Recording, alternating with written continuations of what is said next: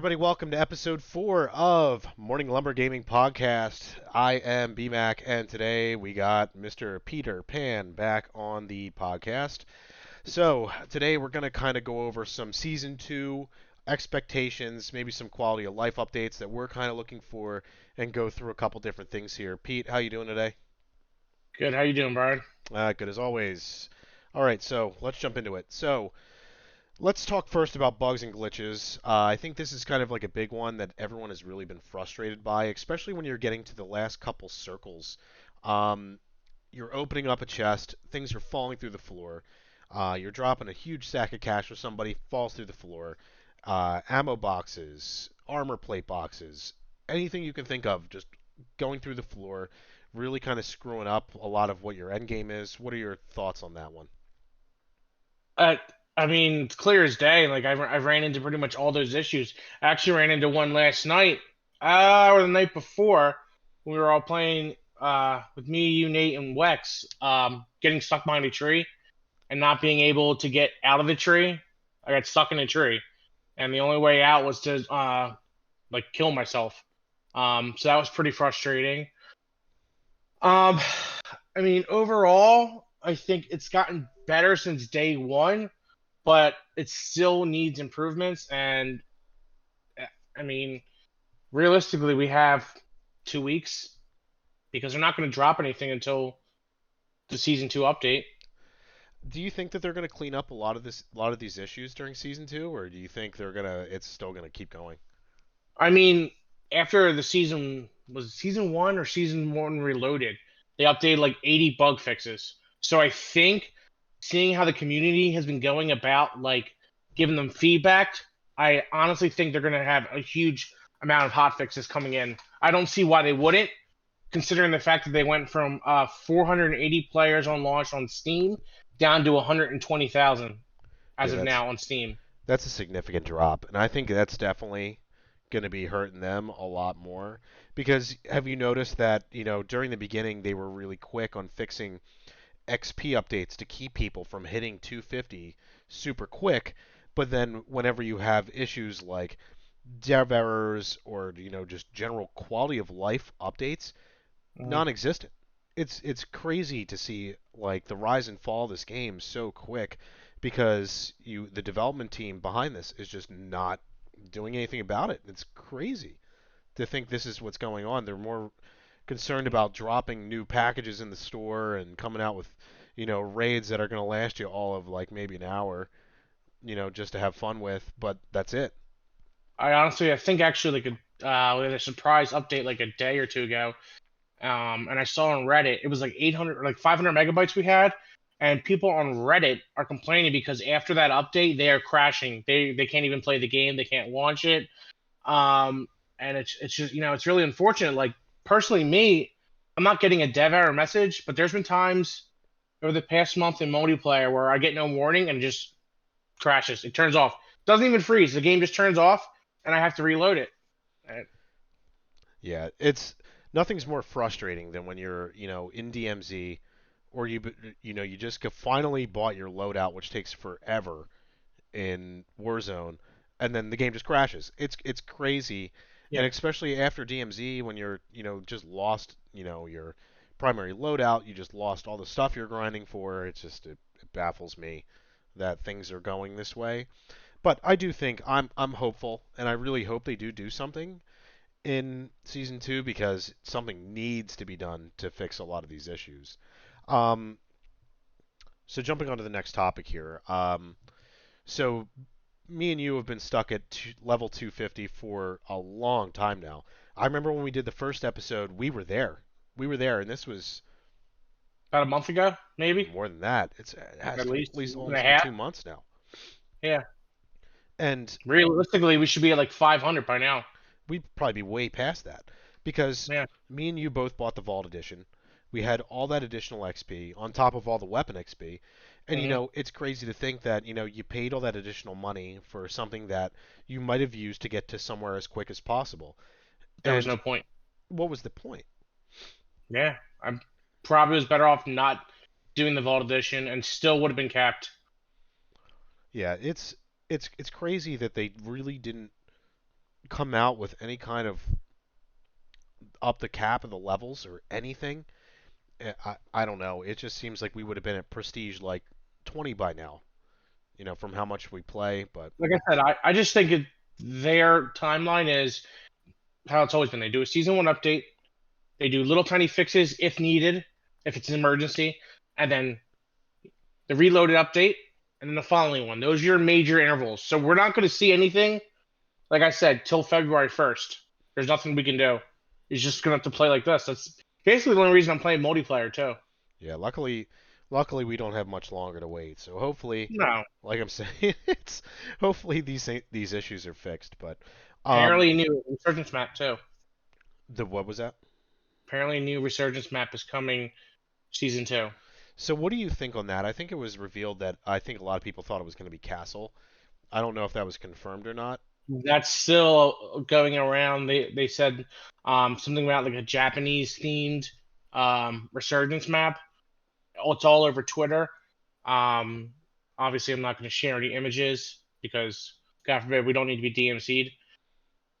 But I would, I don't know, because even if they put a Resurgence map in it with the way the gameplay feels right now, I don't think it's going to save it. Like they need to speed it up. They got to put those quality of life changes. Otherwise, it's just going to feel like Warzone on a smaller map. Yeah, I'm hoping for something good because I mean you saw how much whenever Caldera came out that we were grinding Rebirth Island, and that there was the map to play. That's fun. It I was miss a I lot of miss it. fun. It was nice, super open. It was small enough where you could still make great plays. But I mean, I know, especially in talking to a lot of people, um, movement's kind of like a big thing that a lot of people are looking for. One of those things being plating while running. Another thing being able to slide cancel, being able I don't know, I to put that back. yeah, the reload canceling. There's a lot of things that they really need to fix. Um, and part of me enjoys the way it is, but another part of me doesn't. It's like you're playing a completely different game. But again, I do enjoy some aspects of both of it. Um, so I think maybe like blending the two, like maybe having like a little more. I don't know. Reload canceling should be a thing. I don't know if I agree with that. Again, it's not as realistic. If you pull the magazine out, obviously you're not going to be able to just cancel that. I understand like they're trying to be realistic, but like there's been times where I've caught myself and I'm trying to like get in a fight and I have to switch to a ride shield just to like get a second of air to breathe. Um, time to kills. I still think they're way off. What are your thoughts on the time to kills for some of these guns? If you look back at the time because that they're sitting at right now, where they're like around 300 to 500 milliseconds, I forget who did a video on this. I think it was J God. He said that if you compare these times to kill back to Verdansk, like the first couple seasons of Verdansk, they're identical. Um, Obviously, Verdansk was a different game. They also upped the health. So hopefully, like I said, season two they make it change because right now, like if you get first shot off on someone, 9 times out of 10 you're gonna win. It's like there is no skill gap. You have zero time to react, and it's frustrating. It really is. Nothing is worse than I think the Fennec is my biggest gripe right now.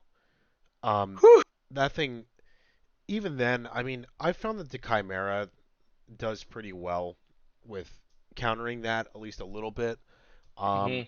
to me, the time to kill if you can land a headshot or two seems to be pretty balanced with the Fennec, but again, I think a lot of that is whoever shoots first is probably going to win. But I do think it does a good job of helping balance that out a little bit. But I don't know. I'm interested to see if they do change some things around. It's probably just going to be a bunch of buffs and nerfs and things like that. Like I think the shotguns are extremely underpowered. I think more They're times than useless. I think exactly they're useless. You could shoot someone, it doesn't even plate break. You're lucky if you take a plate off. Another thing, shooting someone in the head with a sniper rifle. I can't tell you how absolutely frustrating that is. Sniping is absolute dog shit Pointless. on this It's game. pointless. Yeah, Um, it's not I satisfying. it really isn't because I mean you could sit there, you can plate break all day, but great, you have a backpack that can hold 20 some plates. You Yeah, know, or self revives. So you might get it down, and then they'll self for like 8 times. yep. And it's one of those things where it's just this is I feel like where the old Warzone did it really well, and I think that the sniping just needs a revamp. Hundred Because percent. I'm not gonna lie, I saw that the classic came out for the Victus, how you could still get a one shot headshot down, but I don't know if you've ever ran that sniper rifle. It sucks. It's so slow. Um, I just can't even bring myself to want to use it. I mean, I use different snipers for different like game modes. I use the Signal for DMZ. I use the Lab 330 for multiplayer. I use the SPX for Warzone, Warzone. and it's just I can't even describe how Like I infuriating want it to is. enjoy it. Like Warzone One, my favorite part about Warzone One was sniping. Yeah, I always had this sniper in my back pocket, and I loved it. And like the fact that they went like complete 180 and took that out, it's not as satisfying anymore.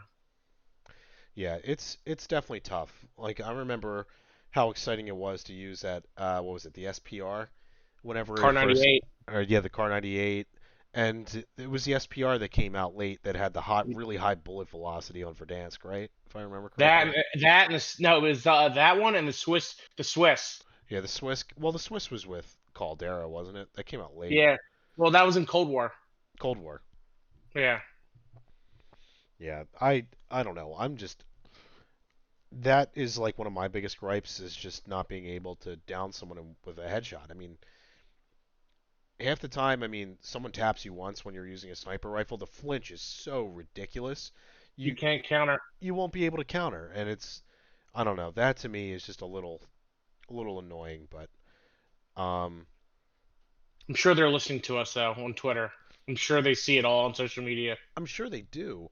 But I mean, it's like I've played enough games where I feel like half the time most companies are just looking to get a quick buck out of most people and they're not really looking for the